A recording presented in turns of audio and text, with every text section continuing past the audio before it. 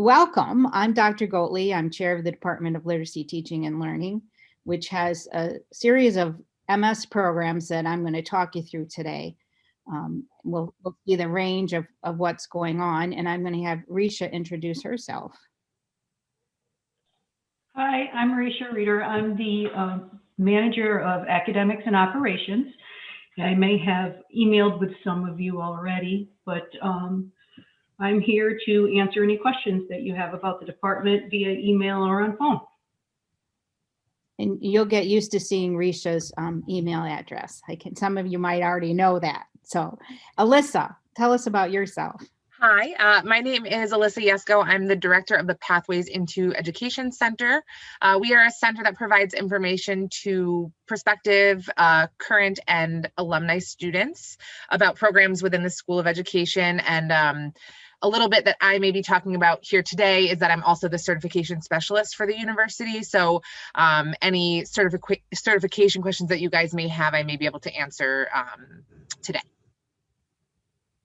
All right, so I'm going to share my screen to get us going here. And let me go right up to the top here. And here we go. So the Department of Literacy, Teaching, and Learning, that's our department. The School of Education does have other departments at psych, educational leadership, department with secondary ed. But so just if you don't hear the program you're thinking, there are other options, but I think most of you in signing up for this, you all picked one of the programs in our department. So that was a good sign. So I think you're in the right place tonight. I just did introductions of both of us. I think the key thing here to know is that I am always happy to answer questions, and you'll see me along the way throughout your time in the program. If you're thinking about coming into the program, your general first step, though, is to talk to Risha, and Risha can help you get the information you need. Our department website has contact information. It has information on all our faculties.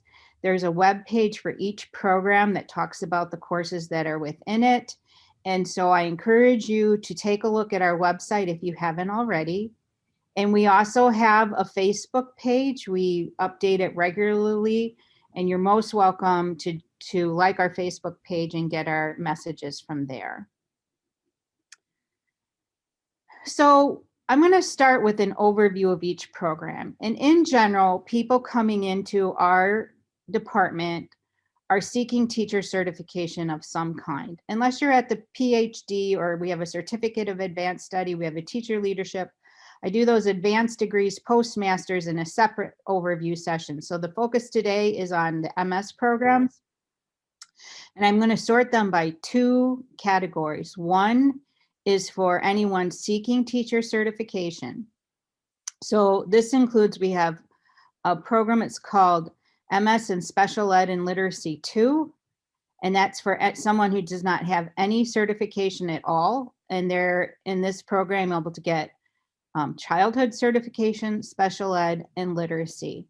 So that's for people who, prospective students. And I know for tonight, you're all seeking for the most part, either a literacy or a professional. But we do have this program, and again, we'll be doing a separate night where we focus on our special ed and literacy program. So if you don't have initial certification at all, there is another option. If you're seeking certification, that would be the program for you. If you don't have certification, but you're really interested in a program that gives you more information about reading and literacy more general, we do have the MS in Reading option. This degree can also be used for professional certification. I'll talk about that in a minute. But this program, the MS in Reading, is often for people who may run a literacy club. They may be an international student that may not qualify for New York certification. It's a program that has 15 required courses and then 15 credits of electives. So 5 courses required, 5 electives. So there's a range of what people can do with the MS in Reading, and that helps us for people who don't have certification but are interested in learning more about reading. In some cases, it's volunteers and literacy programs across the community and so forth. So those two are for people who don't have certification. Now, if you want to obtain professional certification, that's for people who already hold initial certification in New York, and there are 3 steps to obtain the professional certification: master's degree in approved program, 3 years of teaching, and then mentoring, a mentoring requirement in your first year of teaching. And these are all part of New York State requirements. You're given 5 years from the issuance of your initial certification to complete the above steps. There are times where New York State Ed may give you an extension to those 5 years for a year or two. Sometimes, important things happen like babies and all kinds of things. And so that they do that, but you want to try and get this done in the 5 years because that way you're assured of having what you need. So our focus here is going to be on the master's degree to get you for the professional certification. So here's some ways to think about our options. So for professional certification, we have an MS in early childhood. It's 30 credits. And we have an MS in childhood education, which is 30 credits. And in both of those, you need the certification in the same area. So if you have an initial certification in early childhood, you could do the MS in early childhood. If you have initial certification in childhood, you can do the MS in childhood. Now, most people within that will sometimes, there's 2 electives in those programs, and people may take, for example, if you're in childhood and you really want to add the early childhood certification area, you might pick 2 electives that focus on young learners, and then you can apply to state ed to try. Usually you need 2 classes. It's up to state ed if they approve you're not, because they look at your whole transcript and everything. But that's how people who want both, they can apply to state ed to add early childhood or vice versa. And you can think about which electives to take for that. So those programs are primarily online. They're offered completely online. And so that's an option for you there. The second one is you can also use the MS in reading. This is the one I talked about before. It's also 30 credits. This one is something you would use for the New York State Ed individual evaluation pathways, which means it's not registered for professional certification, but New York State Ed has been approving it for your professional certification. It is not dependent, so you don't have to have early childhood or childhood. There's a much broader range of what your initial certification would be. So that gives a little more flexibility. And that program also has the 5 credits of electives. So that's why some people do that. So if I go back to the early childhood and childhood, those programs, to take you through the content a little bit, they have required courses for New York State. So for example, you take a course in science, a course in math, a course in social studies, and then you take what we do with our program, because we are situated in a literacy department, is you take extra coursework in literacy. So you might take a course on children's literature, a course on teaching younger students, a course on literacy and society, thinking about parents and so forth. So that program, it meets all the state ed requirements for those certification areas, but it has a little more focus in literacy. And that can be an advantage to you in a job interview or something like that. Superintendents are often looking to make sure you have a solid knowledge of literacy. But those programs do not lead to literacy certification, but they do have an emphasis, extra coursework in literacy as part of them. And they also both have 2 electives. So then another option is the literacy certificate. So the literacy certificate gives you an additional initial certification and professional certification in both literacy and the area of your initial certification. Of course, assuming after you've done your 3 years of teaching and everything, but it gives you your master's degree toward it. So the way to think about this is your options are birth to grade 6, grades 5 to 12. Both of those are 30 credit programs. The other option is a program, it's 5 to 12, but where you get both certificates. You get the B 6 and the 512, and that program is 36 credits. So sometimes people ask me which ones to do. I say, in general, most people will do the one that's most closely associated with their area of initial certification. So we have a lot of childhood, early childhood in the birth to grade 6. In the 512, we have secondary ed. We sometimes have art, and there's a whole range of initial certifications that come into that program. The birth to grade 6 and the 512 are often for people who want to extend across both, people who are middle school area or one or the other. Sometimes people start in that, but then really want to focus on one of the two areas. So, it's there, you have an option there of how you go about doing that in terms of picking the one that gives you both. It is extra coursework and practicum courses. So one of the questions we get is, do you have to take any additional certification exams for these programs? If you enroll in the MS in Early Childhood or Childhood Ed or the MS in Reading, you do not need to take additional certification exams for your professional cert. The way to think about those is you're getting the same certification. Your professional cert will be in the same certification area, so you've already taken all the tests. That makes sense? You're done with all those tests. If you're in the MS in Literacy program, that's the one where you do need to take an additional New York State test. That's the CST in Literacy.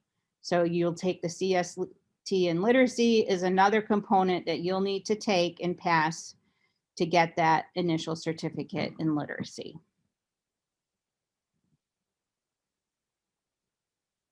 So a few comments on initial certification. These are by New York State regulations. Admission to our program requires initial certification. The only exceptions are the MS in Reading and the Special Ed Literacy 2. Right now, if you had the COVID emergency certificate, they are allowing that to substitute for the initial certification in the admission requirements to our program. So if that's your worry, we're going to take that one off your worry list, okay? If you're missing a requirement or you need to complete an exam, then we admit you as a conditional admit. And that conditional admit gives you 12 credit hours for essentially 4 classes to complete any requirement that you are missing. Then prior to registering for your second semester, you need to update the department on the status of your certification. You need to have your initial certificate completed before taking more than 12 credits. And that's our way actually to meet the state ed guidelines, but also to protect you so you don't get too far along until you've completed everything you need to do there. So I'm going to talk you through the application process because this is important. We want strong applications, and so do you. So let's talk through a little bit of what you need to do. First thing is transcripts. Transcripts are required from all schools where you completed 12 or more credits. So you're going to make sure you get those transcripts in. Unofficial copies are accepted for review, but if admitted, official copies will be required. And for some of you right now, that's pretty important too, because what will happen is you may be in your last semester of an undergrad program, and so you'll have a transcript there. You'll be graduating in spring. And at some point too, we're going to need an official copy that shows you actually graduated from the program. Letters of recommendation. So we require 3 letters of recommendation. At least one letter should be from a previous professor or instructor attesting to your success as a student. And that letter from the professor is pretty important because it helps us gain insight into your academic abilities too. Now, let's say that you finished a program 4 years ago, the instructor you had is retired, and you're having a hard time finding a professor to write a letter. A lot of people are finishing up now and they're getting the letters and they're fine. We have a questionnaire as part of the application I'll get to in a second here. And in the last one, there's a question that says, is there anything you think we should know? And that's a really good place to write, that you looked if you have a special circumstances that's made it hard for you to get a letter from a professor. But in general, you should have one, and that helps your application. If for some reason you can't, just be sure to talk about why you're in that situation. So the entrance exam, you complete the GRE. Right now we know the GRE is hard to do as well as other exams, but the department will also accept the following exams in lieu of the GRE: the Edtpa, the ATSW, the GMAT, the Miller's Analogy, Praxis. So if you're in that situation of having an alternative exam, there are options there, and that would be a good place to ask Grisha as well if you have any questions about that component. So application questions. I mentioned a minute ago about the application questionnaire, and that you want to make sure you complete all the questions. Take your time to answer the written questions.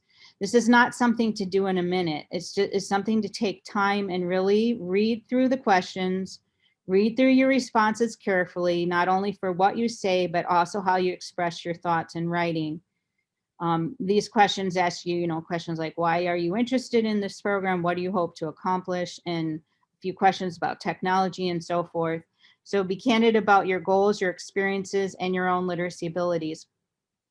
And part of that is to help make sure you're a good fit for the program. It's also a way we get access to how you go about writing responses and so forth. So that's not something to do in a quick minute. It's something to take time to do.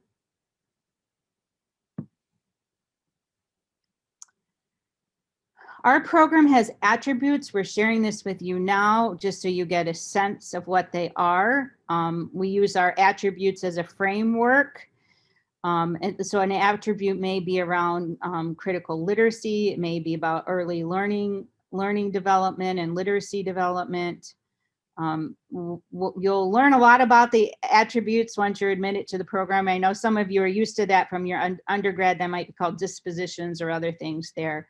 We call them attributes because they're very content focused at this point in time. But I'm saying all of that because one of the questions we get is, do we have a comprehensive exam or a thesis project? And we don't. Every program has a culminating project of some kind. Our culminating project is a reflective essay that draws on your learning from across the program. You'll hear it a lot once you get in the program, the AFRE. It's called Attribute Focused Reflective Essay.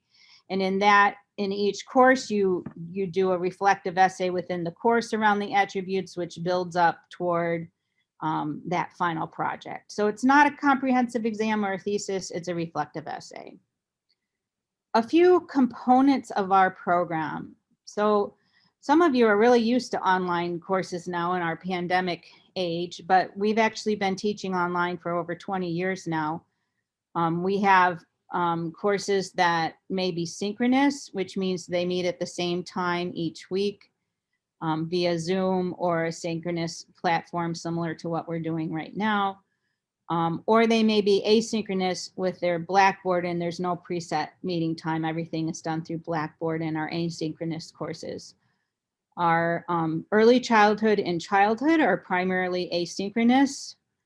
Our literacy has both a campus option and an online option at this point. But we've been doing some of the courses synchronous while we haven't been meeting on campus. The advantages there are time and location flexibility for the asynchronous courses. You can go in as you wish, although the two things to keep in mind is that our online courses are seminars. You'll interact with your peers on a daily basis. So you may interact around live stream, around discussion posts and everything. They're not independent studies. So our online courses are not something you can just go in on a Saturday, every Saturday, and work all day and do them. You need to be a participant in the discussions across time too. So Practicum Courses. So that MS in Literacy has an online option if you're a full-time teacher. So Those practicum, if you're a student in our campus section, you typically meet out at a local school where you do some of the practicum work in the local schools. We've been doing some of that via Zoom while we don't have access within the schools. For the online students, the practicum experiences are either video recorded or conducted via Zoom during the after school hours and at your own school.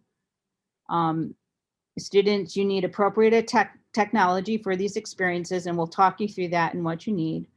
Online students are also responsible for arranging practicum experiences with students in their buildings with permission from the building district administrators and parents. And that's the reason why the online-based program requires you to be a full-time teacher in a school. The on-campus one does not. We provide the schools and the students for you. So here's another thing to be thinking about. Have you taken graduate credit somewhere else? One of the questions we get is, someone will say, you've taken 3 credits of graduate somewhere and you want to transfer that into your UAlbany MS program. You can request to do that. The few things to keep in mind: graduate credits used towards your undergraduate degree are not admissible. They have to be graduate credits. We strongly encourage you, as soon as you're admitted, to complete the form. That way we can look and see what course are you trying to bring in. Does it fit with one of the courses we offer? And we do that match so that, we don't want you to, let's say that you're trying to transfer in a children's literature course, and then you are enrolled in a children's literature course. At that point, we can't necessarily accept it because you're already taking the equivalent course. When you submit a transfer request form, be sure to include the course description and a syllabus with your request. And 6 credits is the maximum we can accept toward your master's degree. Oftentimes in some of these, they're brought in as electives. It helps take care of some of your elective credits as well. So I'm going to turn now to, these are some of the questions that came in from some of you. So we're going to kind of sort through, and Alyssa and Risha are going to jump in here as well. Alyssa, maybe you can start us off by talking about what's the cost of the program, and then financial aid opportunities and financing graduate education. But you're muted. Yes, I am. I'm actually going to include a link to our graduate school's website. So they will always have the most up-to-date and current information on tuition rates. For graduate study, tuition is by the credit. So most of our courses are 3 credit courses. So you can actually look on the graduate school's website for the current per credit rate. If you wanted to take a look and maybe guess about how many credits you'd be planning to take each semester. So if you're planning to take 2 courses, that would be taking a look at maybe 6 credits and how much that would cost. And they give you a calculation of the fees associated with the course so that you can look at the total cost. So I always recommend that students look there for the best information on tuition and costs. They are also a really great resource to look at for funding your graduate study. So they have information on scholarships that are available. And also our financial aid website will have some great information as well. So I will also link that. Financial aid office.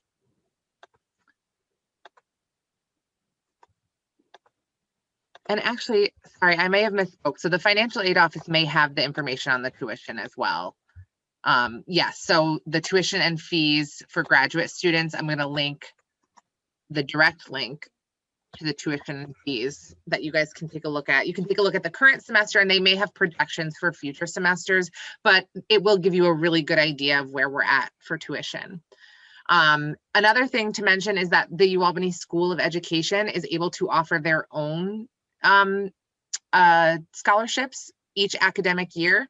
Students are made aware of those scholarships sometime, usually at the end of the fall semester, so around November or December. There are several offered. A lot of them are targeted specifically toward those pursuing a career in teaching. So the pool of applicants will be smaller because they're more targeted scholarships than perhaps a university-wide scholarship, which is certainly an option. But those applications are typically due sometime around February for those, and they're awarded by the end of the school year. So it's really great that the School of Education is able to offer those to just our students. So that's a little bit of information about funding, but if anybody had more specific questions about tuition and funding, I can answer those the best I can. And you guys can use the chat function, or you can just shout out any questions you may have. Why don't we just take a second? Does anyone want to ask for a follow-up on either of those questions before I move on to the next ones? We have the chat box too, which you're welcome to use. All right. So a second question is, can you provide information on classes and credits required? So as we went through, I gave all the credits required. I talked through the classes a little bit. I'll just say the MS in Literacy is primarily literacy coursework. You'll get a lot of literacy coursework, and it does have practicum courses. There's a practicum on writing, for example, a practicum for the B6 with a kindergartner or first grader, work with older elementary. In the 512, you work with a middle schooler, and one class is with a high school student. But all of those are after school in the summer. So we know you're a full-time teacher. So one of the questions is, are the practicums ever during the day? The answer is the practicums are after school and in the summer because you're teaching during the day. Most of our students are. How long do programs usually take to complete? That is a good question. It depends on the program and it depends on how you go about it. We have had people who come full-time. They'll take 4 courses in the fall, 4 courses in the spring, and the last 6 credits in the summer. Now, if you're doing that though, that's for people who aren't teaching at all, and this is what they're doing. They're, going full-time in their program. It's much more common for people to take, if you're teaching, people typically take 1 course a semester, especially if you're a new teacher. So think about it this way, in the 30 credit program, it's if you take 1 a semester, including the summer. Some people will do 1 in the fall, 1 in the spring, and then 2 in the summer. That gets you through sooner. So that would be 2 years in the summer. If you do 2 a semester, that's something else people do. You have to be really careful about that, particularly if you're a new teacher, if you're ready to do that, because that's a lot. That will get you through a little sooner. If you do 2 fall, 2 spring, 2 summer, you're more than halfway there. So then you would take the next year, probably fall and spring, maybe summer if you take 1 along the way. So that answer is really dependent on how many you take at a time. And all of the options I just gave are what we see happening: 1 course a semester, 2, or full-time. I just want to mention 2 things quick. I did link the graduate bulletins for each of the programs that we're covering in the chat. That gives you a closer look at what the coursework actually looks like for each program. So which courses you'd be expected to take. And then we also had a question, Dr. Goatley, I'm not sure if you saw it in the chat. There's someone who's interested in doing the Master's in Literacy, and they're curious if they can take the coursework online and then just do the practicum piece in person, sort of like a hybrid program. And from my understanding, that's how it typically works. Is that correct? It depends. Okay. In that case, you could apply for the campus. At this point in time, like the 677 is online anyway. There's a few courses that we offer on campus, but some have taken online. That would be a good follow-up question with Risha to talk through that option too, because then we can get specific to which program you're interested in, because there's variability there too. So we can try and work that out. But yeah, there are some of our courses are only online at this point, a few of them. And so that makes that easier. Risha, would it be all right if I drop your email in the chat? Sure.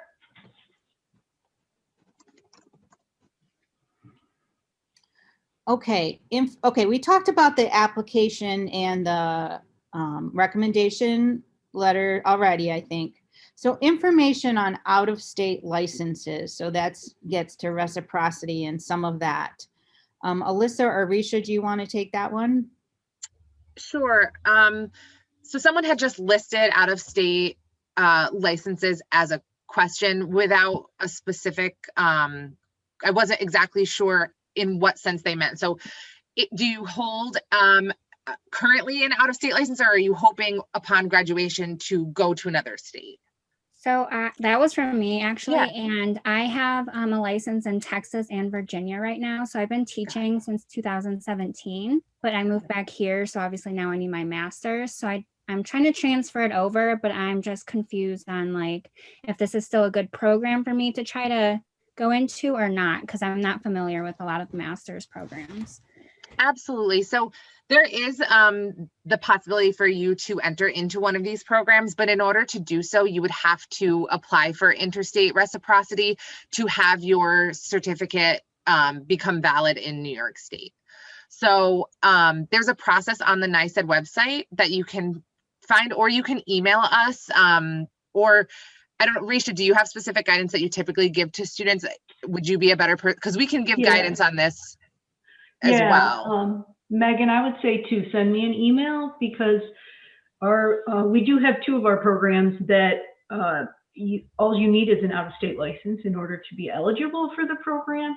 So that it's actually something you could start while you're in the process of your reciprocity. It's a non-certification program, but if you get New York State licensure, then you can move to the certification program. Okay. So it's a little more confusing, so it'd probably be better if you reach out and I can try to walk you through that. Okay, thank you.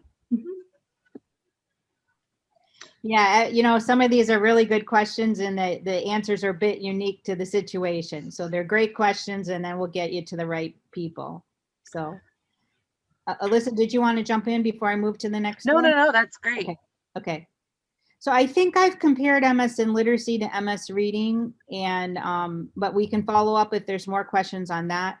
So the MS in childhood and early childhood, you don't do both at the same time. You do one or other of the areas. But as I said before, if you take those two courses, then most people can apply then for the other certificate. Trudy Walp is not with us tonight, but she's our online manager, and she's the advisor for many of the online students, and she routinely talks through that with students when they're picking electives. So can I add to that as well?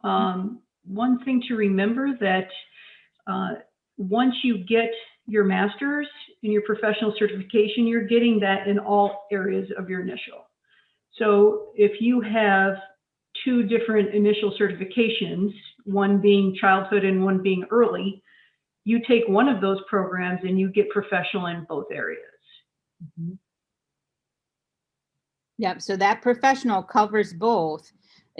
I was answering that more of if you're trying to add one. The other thing is, we haven't mentioned, if you're in the MS in literacy, B6, and you have childhood certification, when you're done with that program, you're automatically eligible for early child certification. Okay, so that's another one to keep in mind. Okay, so the question is, would it be better to get an MS in literacy if I'm interested in becoming a classroom teacher? Would the MS in childhood be a better option? Either one works. If you're in a classroom teaching, and I'm assuming with initial and childhood, either one of those are fine. It's really your choice as to what you want to do. The childhood and ed gives you the professional cert. The literacy gives you the additional certification. It also has the practicum requirements too. So it's really a personal choice as to which one you might do.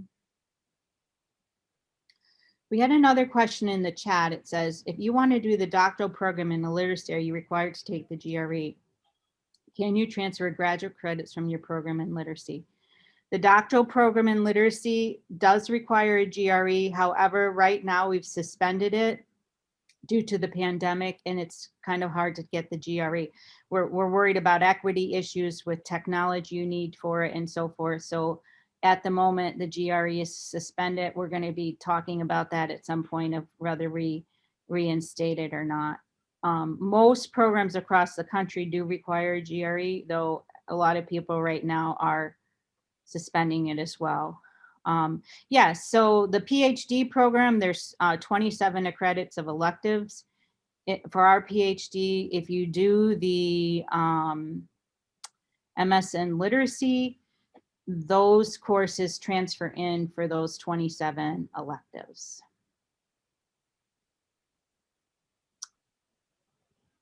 Okay, so I've gone through that list of questions. So the question is, what else do you want to know? You can write your question in the chat box, or I can also, if you want to ask something aloud, you're welcome to do that. I know not everyone may have access to the chat box with the technology you're using. I would encourage everyone right now to write down these two pieces of information. That's Risha's email address and her phone number if you have questions. I'll leave that up for a minute, and then I'm going to open the floor for additional questions in the chat, or go ahead and unmute yourself. And Risha and Alyssa, if you think of something I forgot to say, please feel free to share it too.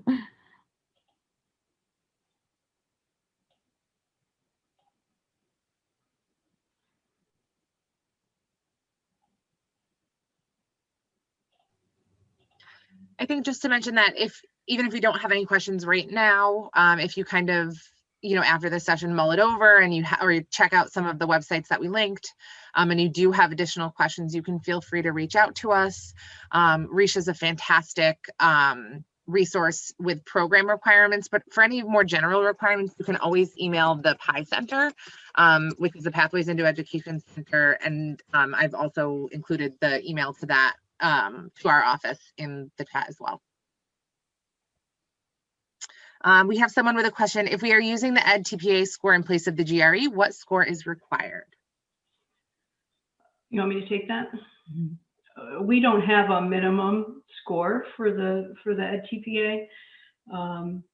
What you would do is submit. You should have an 8-page summary from the state, and you would just upload that into your into the additional materials section of the application.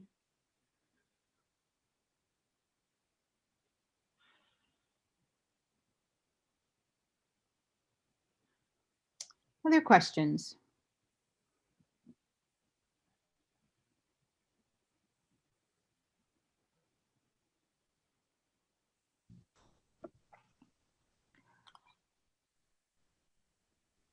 Hello. Yes. Hi. I guess my question, I was asking actually about the doctoral program, about whether or not you needed the GRE scores. I saw that they were suspended for right now, but in the future, will they be reinstated? To be quite honest with you, that's on our department meeting agenda for tomorrow. Okay. Because we're kind of waiting to see what happens with the GRE. We just finished our cycle right now. We're just finishing we only admit one time a year to the doctoral program. And this last year we didn't require them, but we're going to talk about, are we ready to reinstate them? I'm not sure that we are. I think they're still hard to take. And I don't know long-term yet whether we'll reinstate them or not. So Okay. as of right now, they're temporarily suspended. I think that will extend a little longer. I'll know more after we discuss that and make a decision. Okay. All right. Thank you. You're welcome. Anybody else? I would say you know who we are now. If you have follow-up questions, feel free to reach out to Risha. If it's something Alyssa can answer more generally, or including about other programs in the School of Ed, Alyssa's the person to ask that question. So we look forward to seeing you and your applications. All right, so don't hesitate to reach out, really. All right. We did have one additional question just before we sign off. So why is initial certification in New York required to enter most programs? And I can sort of answer that. There are certain program requirements that are very specific to initial certification, and those include certain types of coursework and student teaching. In order to obtain that type of certification, some students are able to do so at the undergraduate level, and that's why we offer programs that certify professionally at the master's level. But as Dr. Gottlieb had mentioned, we do offer some programs that will provide both initial and professional certification to students who don't have any type of certification at the master's level. And if you're interested in those, you can certainly reach out to the PI Center, and we can sort of direct you to the programs or connect you with Risha if you had more specific programs. But it just happens to be the structure of our programs that lead to professional certification that require that initial. Yeah, that's a New York State reg they put in 2000 for what started in 2004 when they started the professional certification programs. So that's been around a long time. Yes. So thank you, everyone, and hope you have a great rest of your evening. Thank you for joining us virtually. And like Dr. Gottlieb said, we hope to see some of you either on campus or through your applications. And we appreciate you being here. Take care.